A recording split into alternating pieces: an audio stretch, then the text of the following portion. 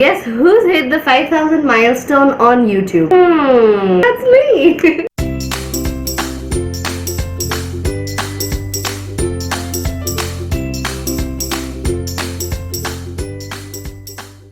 What's up YouTube fam? How are you guys doing today? I hope you're doing absolutely fine. Namaste, Sat Shri Akal, Adab. My name is Sameen and I'm a YouTuber. I make YouTube videos on interview tips, through life and its perks.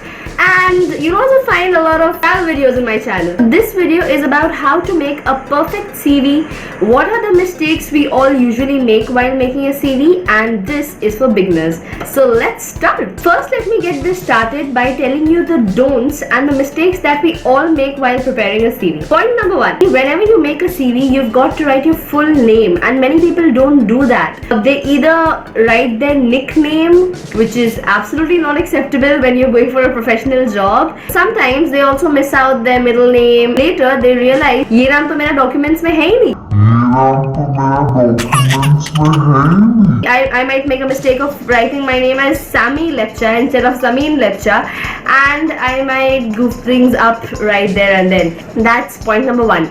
You do not write your nickname on your CV. You write your full name which you have on your official documents. Point number two. So I've seen people also writing their birth date which was set by their mother or their father or their aunt just because they feel कि वो वाला दिन शुभ होता है, so that's why that will be his birthday, the baby's birthday. But that doesn't work. You need to write your date of birth according to your official documents. Okay. Point number three. Whenever you make your CV, you have this column in which you write your personal details, which is your name, your email ID, your contact details. Now here people tend to get carried away and put in some more personal details of themselves, their father's occupation, their mother's occupation, my blood group, my sister's blood group, my brother's occupation, my stepbrother's occupation. The company doesn't want to know all that. The company just wants to know your name, your date of birth, your occupation if any. That's all. Point number four is if you have any prior experience, working experience before you have gone for this interview and you want to show that in your CV, usually people make a mistake, as in let's say for me, I would have written as a beginner, I would have made this mistake myself. I would have written worked at Vistara Airlines 1 year or 2 years, worked at SpiceJet Airlines 2 years. So this actually confuses the interviewer and she has to dig into details. She has to keep asking you that what was the date you started with Vistara, what was the date you started with SpiceJet, did you even take a break in between, what did you do between the break.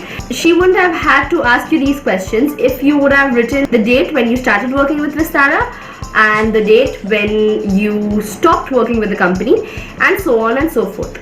Now those were the don'ts I told you about. Let's start with what you should actually include in your CV, which will make your CV crisp. The interviewer will have a clearer picture about your work experience. Start with your personal details.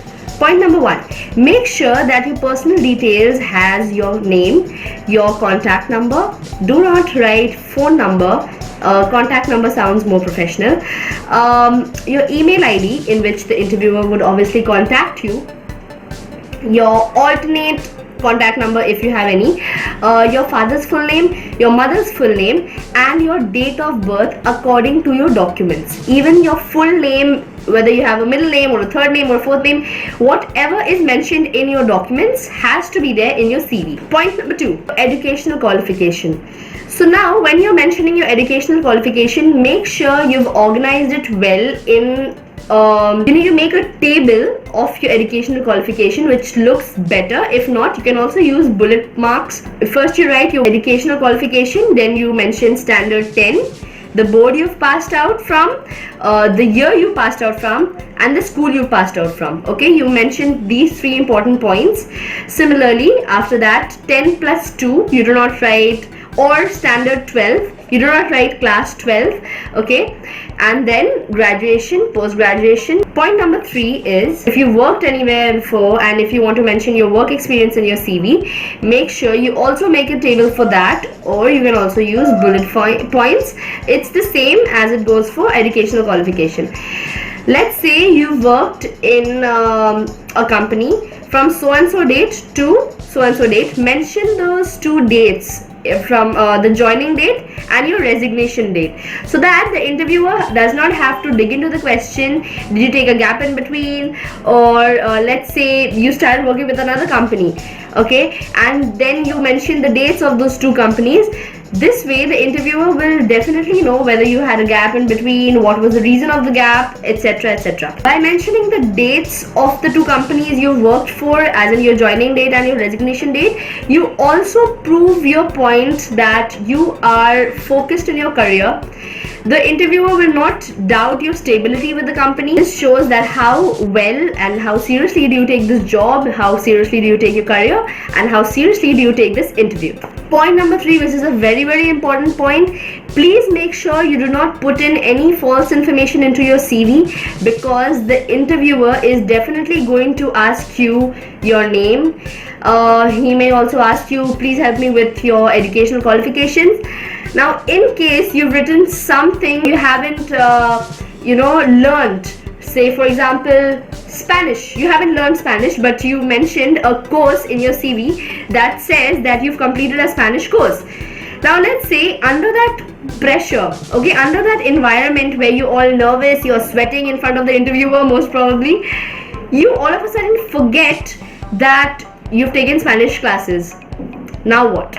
You've lied to the interviewer, you've lied in your CV. That's going to be a real bad impression. I'm sure you don't want that to happen. So please, whatever you mentioned in your CV, make sure it's correct and all the information is true. Do not write any false information in your CV. These are the vital points which has to be there in each and every CV that you make. If you want to add on additional things, you can add on the summary, which can include your objectives and your about your career and what you're looking forward to in this job. Apart from that, you can mention the languages you know. Well, I think that's enough, and that's all I wanted to cover. If I missed out anything, do let me know in the comment section below. I hope you liked this video, and if you did not like this video, please don't hate me. I'll come up with a better one next time. So happy for the 5,000 YouTube family, and I strive for more. Apparently my flight schedules are really hectic, and I'm trying to cope up with everything on Instagram, here on YouTube, everywhere.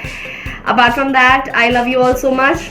Thank you for watching my videos, and thank you for subscribing to my YouTube channel. I am looking forward to a 10,000 goal, which has not been achieved yet, and I'm really disappointed of myself. If you like this video, please don't forget to give it a thumbs up, and do follow me on Instagram. That's my Instagram ID below. I think that's a wrap. Bye, take care. I love you all so much.